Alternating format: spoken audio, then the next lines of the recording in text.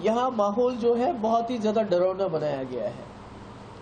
ایک طرف سے ایک جماعت الیکشن لڑ رہی ہے تو وہ فتوے دے رہی ہیں، مذہبی فتوے دے رہی ہیں کہ اگر آپ نے فلانی کو ووٹ نہیں ڈالا تو آپ جہنم میں جاؤ گے، آپ کے ساتھ یہ ہوگا، مرنے کے بعد آپ کے ساتھ وہ ہوگا، آپ کو بیماریاں لگ جائیں گی.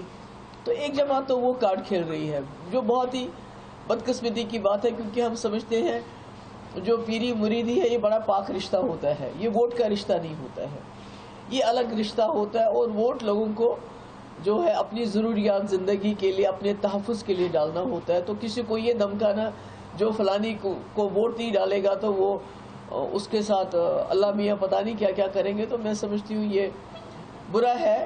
مذہب کو اس میں نہیں لانا چاہیے، برادریزم کو نہیں لانا چاہیے، اور خاص کر لوگوں کو اس قسم سے جو مذہبی فتوے جاری نہیں کرنے چاہیے. اسلام اس کی اجازت نہیں دیتا ہے. اور دوسری طرف سے دوسری جماعت ہے جو بی جے پی کے کندھے پہ رکھ کے بندوق چلا رہی ہے، جو لوگوں کو بلیک میل کر رہی ہے، ڈرا رہی ہے، دھمکا رہی ہے. تو اس کا یہ نتیجہ ہے کہ لوگ سامنے، ایک کمیونٹی اس لیے نہیں آ رہی ہے، ان کو لگتا ہے کہ اگر ہم سامنے کھل کے آئیں گے تو ہمارے خلاف فتویٰ جاری ہوگا. دوسری کمیونٹی اس لیے نہیں آ رہی ہے، ان کو لگتا ہے کہ سرکار ہمارے ساتھ جو ہے ایک بلیک میلنگ کا انہوں نے ٹیکٹک استعمال کیا ہے. جو ہم نے سنا ہے کہ کافی سارے آفیسرز کو بلایا گیا، ان کو دھمکایا گیا کہ آپ کی پوسٹنگ یہاں کریں گے، وہاں کریں گے، یہ کریں گے، وہ کریں گے اگر آپ نے ایک ایسی جماعت کو ووٹ نہیں ڈالا. جو وہ خود جانتے ہیں، بی جے پی والے خود جانتے ہیں کہ جس پارٹی کے لیے وہ ووٹ مانگ رہے ہیں ان کی کشمیر میں ضمانت ضبط ہونے والی ہے. تو اس کے باوجود بھی وہ چاہتے ہیں ان کو ووٹ پڑے. تو ان کو تو ڈائریکٹلی کہنا چاہیے کہ آپ کو اس کو ووٹ ڈالنا چاہیے جس کو آپ کامیاب کرنا چاہتے ہیں انڈائریکٹ ووٹنگ سے. تو مجھے لگتا ہے کہیں نہ کہیں دونوں کا جو ہے کہیں جو ہے وہ ایک ہی پالیسی اپنائی ہوئی ہے. ایک فتوے کے ذریعے دھمکی دے رہی ہے اور دوسری سرکار کا استعمال کر کے دھمکی دے رہی ہے. پر ہیونگ سیڈ دیٹ، جو میرے سے کل دن بھر ڈیلیگیشن ملتے رہے، تو لوگوں کی یہاں بڑی مشکلات ہیں. اور جس میں سب سے بڑی مشکلات ہے، میرے پاس کافی ینگ لوگ آئے اور بہت ہی زیادہ ہائیلی ایجوکیٹڈ، جو میں امیجن بھی نہیں کر سکتی تھی کہ اتنے ایجوکیٹڈ ہوں گے. ڈبل ایم ایڈ، اس کے بعد نیٹ، اس کے پتہ نہیں کون کون سے امتحان پاس کیے، پر بے روزگاری ہے. اور 35% سے زیادہ ہمارے جموں کشمیر میں بے روزگاری ہے. تو میں سمجھتی ہوں اس کی سب سے بڑی وجہ یہ ہے، ایک تو انہوں نے کہا تھا 370 بڑی رکاوٹ ہے، اس سے ہوگا تو پتہ نہیں کیا ہوگا. مگر جب سے 370 ختم کیا گیا، کوئی بھی مفتی صاحب کے وقت میں رہبر تعلیم کی بہت بڑے اسکیل پہ ریکروٹمنٹ ہوئی تھی، رہبر زراعت، رہبر تعلیم، رہبر کھیل. مگر آج جو ہو رہا ہے، آج کوئی ریکروٹمنٹ نہیں ہو رہی. جتنی بھی 4-5 ریکروٹمنٹ آپ لوگ بھی جانتے ہیں، اس میں ایسی ایجنسیز کو انوالو کیا گیا جو بلیک لسٹڈ ہے. اس کی وجہ سے یہاں نوجوان جو ہے بڑا فرسٹریٹڈ ہے. کوئی ان کی بات نہیں کرتا ہے، کوئی یہ نہیں کہتا ہے کہ آپ نے تو کہا تھا 370 کے بعد بڑے کارخانے کھلیں گے.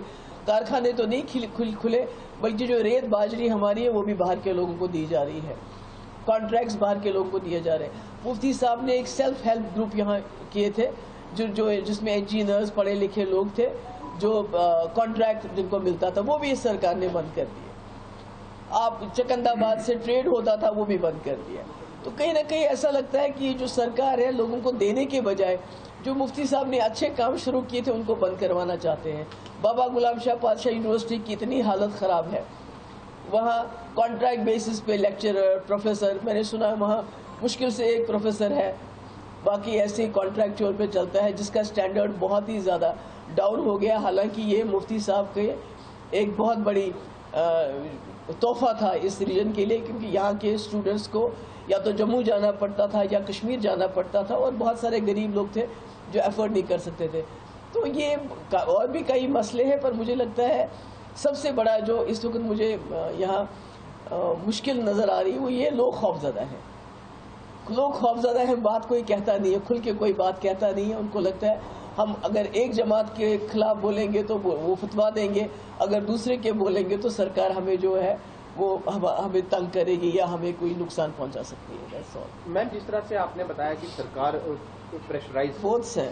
جو ہوم منسٹر صاحب کشمیر آئے اس وقت بے وقت، جبکہ پورے ملک میں الیکشن ہے، ان کی ضرورت وہاں ہے.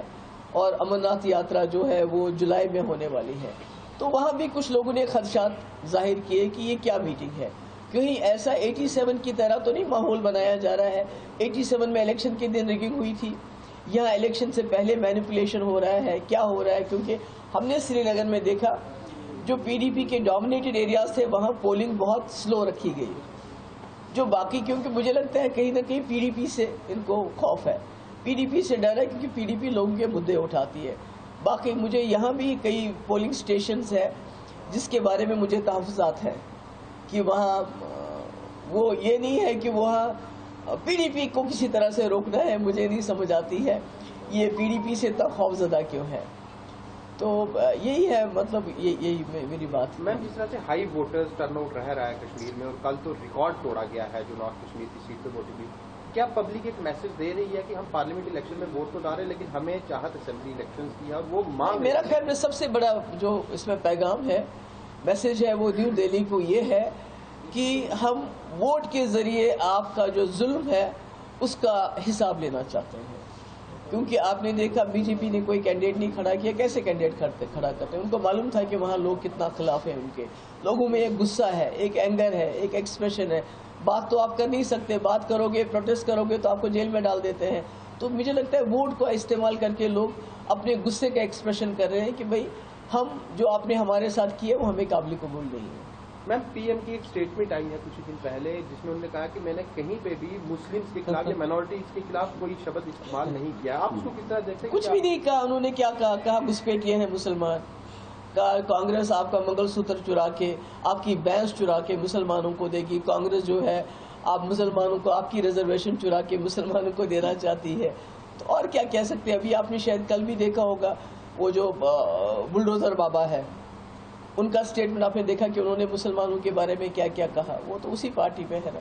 تو مجھے لگتا ہے کہ ایسا پرائم منسٹر کی لیول پہ اس قسم کی بات کہنا مسلمانوں کے بارے میں, پھر کہنا کہ میں نے مسلمانوں کے بارے میں کچھ نہیں کہا. میں کہتی ہوں کہ after all he is the prime minister of the country. Ma'am 25 تاریخ کو اسی سیٹ پہ ووٹنگ ہونے جا رہی ہے اور اسی سیٹ کے 2 ایریاز میں ٹارگیٹ کی ہوئی 3 دن پہلے یونین ہوم منسٹر کے وزٹ کے بعد. ڈاکٹر فاروق عبداللہ نے اس میں ایک جوڈیشل پروب کی ڈیمانڈ کی اور ان کا یہ بھی کہنا ہے کہ اگر یہاں کی ایجنسیز انویسٹیگیشن نہیں کر سکتی تو انٹرنیشنل لیول کی کسی ایجنسی کو بلا کے انویسٹیگیشن کرنی چاہیے.